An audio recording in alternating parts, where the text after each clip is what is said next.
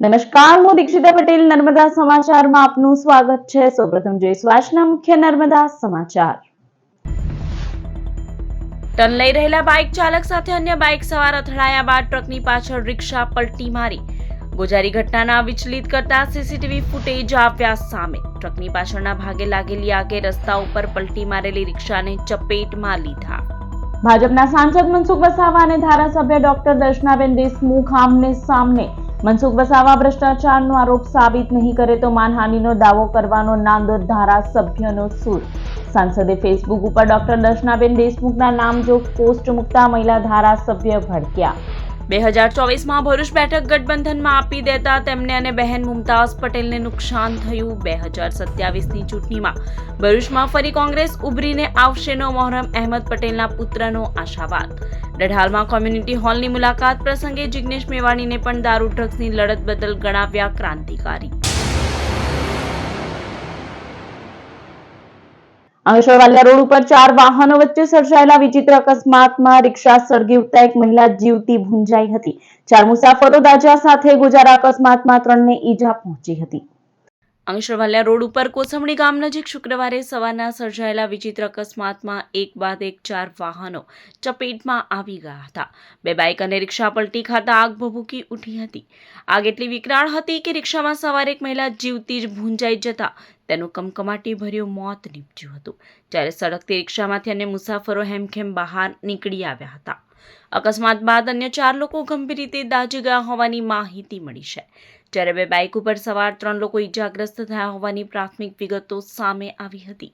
તમામને તાત્કાલિક સારવાર માટે નજીકની હોસ્પિટલમાં ખસેડવામાં આવ્યા હતા। ઘટનાની જાણ થતાં તુરંત ફાયર ફાઇટરોએ સ્થળ ઉપર દોડી જઈ આગ ઉપર કાબુ મેળવ્યો હતો। આગના કારણે રસ્તા ઉપર ધુમાડાના ગોટે ગોટા ઉડતા વાહનો અટવાઈ જતા લાંબો ટ્રાફિક જામ સર્જાયો હતો। जेडीसी पुलिस घटना स्थले पहुंची अकस्मात की तपास शुरू करी थी। उधर से टर्न मार रही बाइक पंप की ओर, उधर से गाड़ी आई और चपेट में आ गया रिक्शा, तो एकदम आग लग गई। हम दौड़ के गए थे तो 3 आदमी को निकाल पाए, स्पीड में फायर के लेके गए, आग बुझाया, पर एक आदमी नहीं निकल पाया। हमने जबरदस्ती बहुत निकाला था तो 3 आदमी निकाल पाए जले हुए। अपना प्रयास था, सब बाटल को खत्म किया, सबको निकाला धीरे धीरे, पर एक नहीं निकल पाया। અંકલેશ્વરના ડઢાલ ગામે નવનિર્મિત કોમ્યુનિટી હોલની મુહરમ અહેમદ પટેલના પુત્ર ફૈઝલ પટેલે મુલાકાત લઈ આપ પર નિશાન સાધ્યું હતું।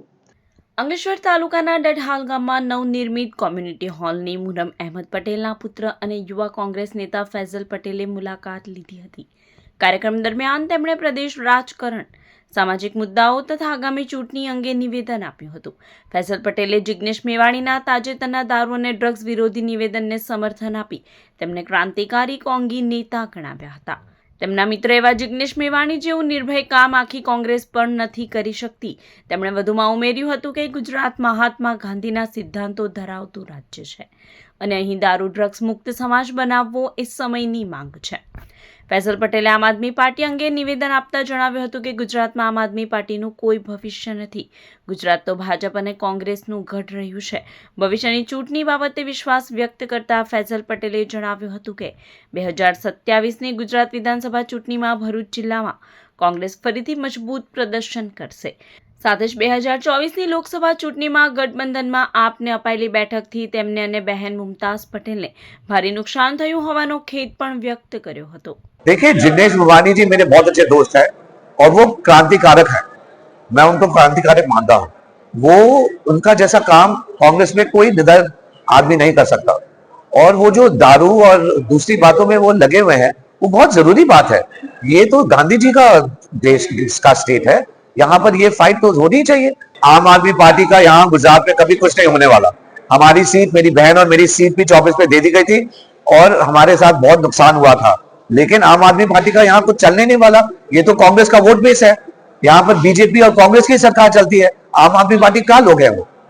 નર્મદા જિલ્લામાં સાંસદ મનસુખ વસાવા અને ધારાસભ્ય ડોક્ટર દર્શનાબેન દેશમુખ હવે એકબીજા ઉપર આક્ષેપ પ્રતિ આક્ષેપ વાક પ્રહારોને લઈ આમને સામને આવી ગયા છે। નર્મદા જિલ્લામાં સાંસદ મનસુખ વસાવા અને ધારાસભ્ય ડોક્ટર દર્શનાબેન દેશમુખ વચ્ચેનો છુપો ગજગ્રાહ હવે સરેઆમ જાહેરમાં ફાટી નીકળ્યો છે।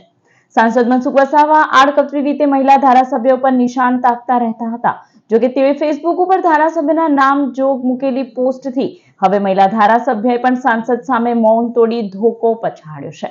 મનસુખ વસાવાએ 7 ડિસેમ્બરે એક નાનામાં પત્ર બાબતે પ્રેસ કોન્ફરન્સ કરી હતી, જેમાં નાંદોદના ધારાસભ્ય ડોક્ટર દર્શનાબેન દેશમુખ ઉપર આડકતરી રીતે ભ્રષ્ટાચારના આક્ષેપ કર્યા હતા. હવે આ અંગે દર્શનાબેન દેશમુખે જવાબ આપ્યો છે. મહિલા ધારાસભ્ય સાંસદ મનસુખ વસાવાને ચેલેન્જ કરી છે. ભ્રષ્ટાચારની વાત તેઓ સાબિત કરે, નહીં તો માનહાનિનો દાવો માંડશે. કોર્ટમાં જવાનું હશે તો મનસુખ વસાવા સામે કોર્ટમાં જવા પણ ભાજપના મહિલા ધારાસભ્યએ તૈયારી બતાવી છે. ઉલ્લેખનીય છે કે મનસુખ વસાવાની સામે દર્શનાબેન દેશમુખ ધરણા ઉપર બેસવાના હતા, પણ પ્રદેશમાંથી સૂચના મળતા ધરણા રદ કર્યા. વધુમાં મનસુખ વસાવા ધારાસભ્ય તરીકે દર્શનાબેન દેશમુખને નહીં સ્વીકારતા હોવાનું પણ નિવેદન જારી કર્યું છે. તેઓ જ્યારે ધારાસભ્ય બન્યા ત્યારથી જ તેમના ઉપર મનસુખ વસાવા આક્ષેપ કરતા આવ્યા હોવાનો પણ આરોપ લગાવ્યો છે. સાંસદ હંમેશા બેફામ વાણી વિલાસ કરતા આવ્યાનો રંજ વ્યક્ત કરી તેઓ પણ ભાજપની જ દીકરી હોવાનું કહ્યું હતું અને સાંસદ સામે પ્રદેશમાં રજૂઆત કરી હોવાનું જણાવ્યું હતું. એમણે જે આરોપો લગાડ્યા ને કે મારા પર પત્ર આવ્યો, એવા આ પત્રો અમે પણ લઈને ફરીએ છીએ. અમારી પાસે બી એવા પત્રો છે, પણ જો આ પત્રો અમે ખોલી નાખીશું ને તો નર્મદા જિલ્લાનો એક વ્યક્તિ આ પત્રોના માધ્યમ થકી આખી એમની જે વાત છે ને, જે અત્યારે ઇજ્જત આબરૂથી ફરી રહ્યા હશે ને, એ બધી આનાથી એમના ચિત્રે હાલ થઈ જશે. શું આ વાત એમને નથી લાગુ પડતી? એમણે પોતે જેટલી વાર એમણે સોશિયલ મીડિયામાં મારા વિશેની ખોટી વાતો કરી, આક્ષેપો કર્યા, પ્રેસ કોન્ફરન્સ કરી, તો શું એ તો 30 ટર્મથી ભારતીય જનતા પાર્ટીના સાંસદ છે, તો એમને એ ખ્યાલ નહીં આવ્યો કે મારે આમની રજૂઆત પ્રદેશમાં કરવી જોઈએ, સરકારમાં કરવી જોઈએ, યોગ્ય પ્લેટફોર્મ ઉપર વાત કરવી જોઈએ. મેં જ્યાં વાત કરવાની છે ત્યાં મેં મારી બધી જ વાતો રજૂ કરી છે. સરકારમાં પણ રજૂ કરી છે અને મારા પ્રદેશમાં પણ મેં વાત કરી છે. માન્ય સાંસદ શ્રી કદાચ થોડા વિવેક રહે અને વિવેક બુદ્ધિથી પોતાનું કામ કરે, પણ હવે પરિસ્થિતિ એવી આવી કે અવારનવાર મહિનો થતો નથી અને એક સોશિયલ મીડિયામાં પ્રેસ કોન્ફરન્સ કરવાનું, સોશિયલ મીડિયામાં એક પત્ર વાયરલ કરવાનું, આના લીધે એવું લાગ્યું કે હવે અમારે જવાબ આપવો પડશે. અંકલેશ્વરમાં કાઉન્ટરને અકસ્માતમાં ઉલઝાવી કારમાં રહેલી 10 લાખ રોકડા ભરેલી બેગને ઉઠાંતરીમાં ભરૂચ ક્રાઇમ બ્રાન્ચે સિદ્ધપુરથી 2 ચોરોને ઝડપી પાડી કાયદેસરની કાર્યવાહી હાથ ધરી છે. અંકલેશ્વર જીઆઈડીસીમાં જલદર્શન સોસાયટીમાં રહેતા અને શક્તિ એન્ટરપ્રાઇઝમાં એકાઉન્ટન્ટ તરીકે ફરજ બજાવતા ધવલ ભટ્ટની કારમાંથી ₹10 લાખની ચોરી થઈ હતી. વર્ષના અંતે 10 લાખની મત્તાની ચોરી થતા પોલીસ દોડતી થઈ હતી. Bharuch crime branch PSI R K. ટોરાણીની ટીમને બાતમી મળી હતી કે ચોરીમાં પાટણના સિદ્ધપુર ખાતે રહેતો કલ્પેશ ઉર્ફે કપિલ મોહનભાઈ બોચિયા અને ગિરીશ મગનભાઈ પરમાર સંડોવાયેલા છે. બંનેને સિંધી કેમ્પ પાસેથી ચોરીમાં વપરાયેલી 2 બાઇક સાથે ઉઠાવી લઈ અંકલેશ્વર એલસીબી ખાતે લવાયા હતા. પકડાયેલા આરોપી કલ્પેશ બોચિયાએ વોન્ટેડ રોજનીશ ગુમાને સાથે મળી ચોરી કરવાનો પ્લાન બનાવ્યો હતો. અંકલેશ્વર જીઆઈડીસીમાં રોજનીશ ગુમાને રોહિત ઉર્ફે નાગિન દલપત ધમાડે અને નિખિલે આ ચોરીની બાઇકો લઈ હેલ્મેટ પહેરીને આવી 10 લાખની રોકડ ભરેલી બેગ કારમાંથી ઉઠાવી હતી, જેમાં ગૌરવ ઉર્ફે વેરનિક ધર્મેન્દ્ર ગુમાને મદદગારી કરી હતી. સૌરભ મનહરભાઈ ધવડે આ ચોરી બાદ બાઇક તેના ઘરે સંતાડેલી હતી, જ્યારે દાંતીવાડા ખાતે Ambika દુકાનવાળા Chandankumar ધડિયાએ duplicate number plate બનાવી આપી હતી. એલસીબીએ 2 બાઇક 3 મોબાઈલ સાથે બંનેની ધરપકડ કરી હતી, જ્યારે ટોળકીના અન્ય 6 સાગરીતોને વોન્ટેડ જાહેર કરી શોધખોળ શરૂ કરી છે. અંકલેશ્વરની સરસ્વતી વિદ્યા મંદિર દ્વારા સપ્તશક્તિ સંગમ કાર્યક્રમનું આયોજન કરવામાં આવ્યું હતું, જેમાં મોટી સંખ્યામાં મહિલાઓએ ભાગ લીધો હતો. અંકલેશ્વરની સરસ્વતી વિદ્યા મંદિર દ્વારા સપ્તશક્તિ સંગમ કાર્યક્રમનું ડી આનંદપુરા સ્પોર્ટ સેન્ટર ખાતે આયોજન કરવામાં આવ્યું હતું. D Anandpura culture and sport centre તથા અંકલેશ્વર ઇન્ડસ્ટ્રીયલ ડેવલપમેન્ટ સોસાયટીની સહભાગિતામાં યોજાયેલા આ કાર્યક્રમમાં મોટી સંખ્યામાં મહિલા શક્તિએ હાજરી આપી હતી. ભારતીય સંસ્કૃતિમાં સ્ત્રીને સપ્તશક્તિઓનું પ્રતીક માનવામાં આવે છે. તે ઘર પરિવારના મમત્વ, સંસ્કાર, પોષણ અને નવનિર્માણનું મર્મ જાગૃત કરતી અનોખી શક્તિ છે. દેશભાવના ઉજાગર અર્થે આ સપ્તશક્તિ સંગમનું આયોજન કરવામાં આવ્યું હતું. કાર્યક્રમમાં વક્તા તરીકે આશા થાનકી ઉપસ્થિત રહ્યા હતા. કાર્યક્રમમાં અધ્યક્ષ ઈલા સુરતિયા, શ્રી માધવ વિદ્યાનિકેતન ટ્રસ્ટના ટ્રસ્ટી સુવર્ણા દોરી, શિશુવાટિકાના પ્રધાન આચાર્ય સુગણા પટેલ, ઉર્મિલા પાટીલ, વૈશાલી સુધાર ઉપસ્થિત રહ્યા હતા. લગભગ 75 લાખ માતાઓ સુધી આ સપ્તશક્તિ સંગમનો કાર્યક્રમ થશે અને વિચાર પહોંચાડવાના અમારા પૂરા પ્રયત્ન સમગ્ર દેશમાં રહેશે. આજે અંકલેશ્વર મરાઠી અને ગુજરાતી માધ્યમના વિદ્યાલયના બધી જ માતાઓ, વિદ્યાર્થીઓ અને આવેલ અનેક સંસ્થાઓ છે, જે જનની સંસ્થા અહીંયા ચાલે છે, એ બધા જ મળીને સપ્તશક્તિ સંગમ કાર્યક્રમ આજે અમે 2 કલાક સુધી ઉજવવાના છીએ. ભરૂચના હાંસોડ તાલુકાના ઇલાવ ગામે ભાજપ દ્વારા સ્નેહ મિલન સમારોહ યોજાયો હતો, જેમાં રાજ્યના મંત્રી ઈશ્વરસિંહ પટેલનું સન્માન કરવામાં આવ્યું હતું. ભરૂચના હાંસોડ તાલુકામાં આવેલા ઇલાવ ગામે ભાજપ દ્વારા સ્નેહ મિલન સમારોહનું આયોજન કરવામાં આવ્યું હતું. કાર્યક્રમમાં રાજ્યના જળસંપત્તિ મંત્રી ઈશ્વરસિંહ પટેલ ઉપસ્થિત રહ્યા હતા. તાજેતરમાં જ મંત્રીમંડળમાં સ્થાન મળવા બદલ ગ્રામજનો દ્વારા તેમનું સન્માન પણ કરવામાં આવ્યું હતું. હાંસોડ જિલ્લા પંચાયત બેઠકના આ સ્નેહ મિલન સમારોહમાં હાંસોડ તાલુકા ભાજપ પ્રમુખ આનંદ પટેલ, તાલુકા પંચાયત પ્રમુખ સંગીતા પટેલ, મહામંત્રી વિનોદ પટેલ, પંડવાઈ શુગરના director Anil Patel, Harshad Patel, Vanrajsinh Patel, Ankleshwar notified area ભાજપના પ્રમુખ જય તરૈયા સહિતના અગ્રણીઓ ઉપસ્થિત રહ્યા હતા. હાંસોડ જિલ્લા પંચાયત બેઠક હેઠળ આવતા આપડી ગામના ગ્રામજનો ઉપસ્થિત રહ્યા હતા. આ પ્રસંગે સ્વચ્છ ભારત અભિયાન અંતર્ગત સ્વર્ગસ્થ સી.કે. પટેલ પરિવાર દ્વારા ઇલાવ ગામના ગ્રામજનોને 1400 ડસ્ટબિનનું વિતરણ કરવામાં આવ્યું હતું. ઈશ્વરસિંહ પટેલે રાજ્ય સરકાર દ્વારા કરવામાં આવી રહેલી વિકાસલક્ષી કામગીરી અને વિવિધ યોજનાઓની વિગતવાર માહિતી લોકો સમક્ષ રજૂ કરી હતી. ભરૂચ લોકલ ક્રાઇમ બ્રાન્ચે હિસ્ટ્રી શીટર સિકલીગર ગેંગના 2 સાગરીતોને ઝડપી પાડી 2 ગરફોડ ચોરીનો ભેદ ઉકેલ્યો છે. ઝડપાયેલા આરોપીઓ પાસેથી ચોરીમાં ઉપયોગ કરાયેલી બાઇક અને દાગીના તેમજ રોકડા મળી 1.37 લાખનો મુદ્દામાલ રિકવર કર્યો છે. ગણેશ ઉત્સવ સમયે ભરૂચની હિતેશનગર સોસાયટીમાં રહેતું વૃદ્ધ દંપતી ઘરને તાળું મારી વડોદરા દીકરીના ઘરે દર્શને ગયું હતું, ત્યારે તેમના ઘરને નિશાન બનાવી ₹3.83 લાખની મત્તાની ચોરી સિકલીગર ગેંગે કરી હતી. જ્યારે દિવાળી સમયે ત્રાલસા ગામે વૃદ્ધા ઘરને તાળું મારી દ્વારકા દર્શન કરવા ગયા હતા. તેમના ઘરના તાળા તોડી દાગીના સહિત 1.87 લાખની ચોરી આ ટોળકીએ કરી હતી. એલસીબી પીએસઆઈ ડીએ તુવેરની ટીમને બાતમી મળતા ભરૂચની દહેજ તરફ બાઇક લઈને આવતા બંને આરોપીઓને પકડી લેવાયા હતા. સગા સંબંધીઓ પાસેથી બંને માસિયાઈ ભાઈ કસકનો જસબીરસિંહ ટાંગ અને વડોદરાના બાજવાનો તેજિંદરસિંહ સરદાર ચોરી કરતા શીખ્યા હતા. ભરૂચમાં ભૂન પકડતા હોવાથી દરેક વિસ્તારની વાકેફ હોય બંધ મકાનો શોધી ચોરી કરવાનું શરૂ કર્યું હતું. 3 ગુનામાં વોન્ટેડ જસબીર સામે 9 ગુના અને તેજિંદરસિંહ સામે 12 ગુના નોંધાયેલા છે. વાલિયા તાલુકાના કોંડ ગામે ખાખરી ફળિયામાં જુગાર રમતા સલમાન, અરબાઝ અને આફતાબની ₹53,000ના મુદ્દામાલ સાથે ધરપકડ.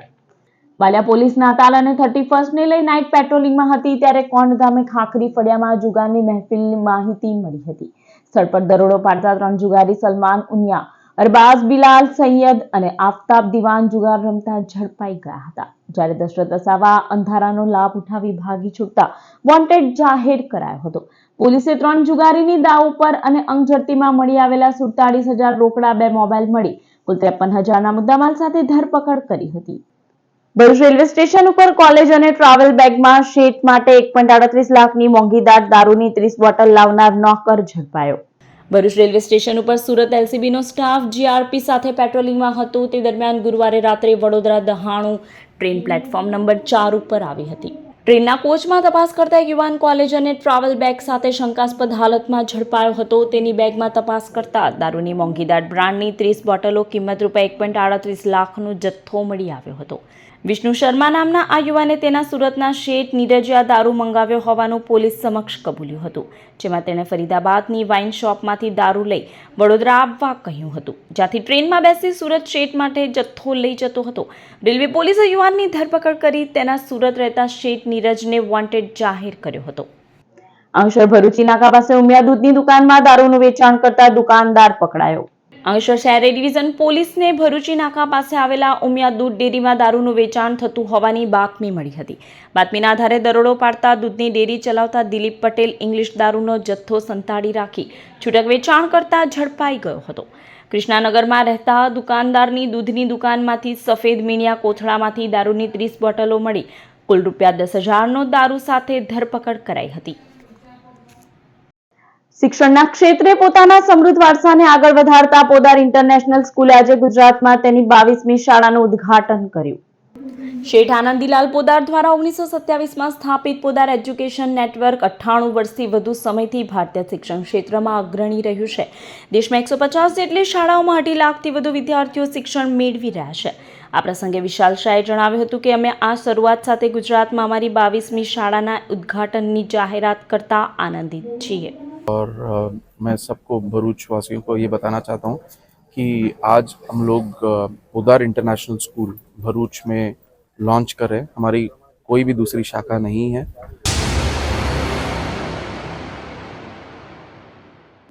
સમાચાર પૂર્ણ કરતા પહેલા એક નજર મુખ્ય સમાચાર પર.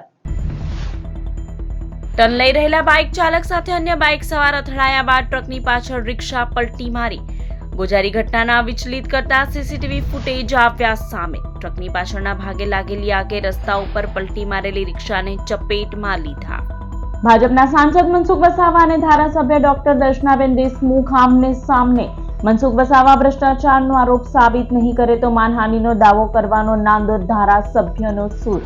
સાંસદે ફેસબુક ઉપર ડોક્ટર દર્શનાબેન દેશમુખના નામજોગ પોસ્ટ મૂકતા મહિલા ધારાસભ્ય ભડક્યા. 2024માં ભરૂચ બેઠક ગઠબંધનમાં આપી દેતા તેમને અને બહેન મુમતાઝ પટેલને નુકસાન થયું. 2027ની ચૂંટણીમાં ભરૂચમાં ફરી કોંગ્રેસ ઉભરીને આવશેનો મોહરમ અહેમદ પટેલના પુત્રનો આશાવાદ. ડઢાલમાં કોમ્યુનિટી હોલની મુલાકાત પ્રસંગે જિગ્નેશ મેવાણીને પણ દારૂ ડ્રગ્સની લડત બદલ ગણાવ્યા ક્રાંતિકારી. તો આ હતા અત્યાર સુધીના નર્મદા સમાચાર. વધુ સમાચાર સાથે ફરી મળીશું. નમસ્કાર.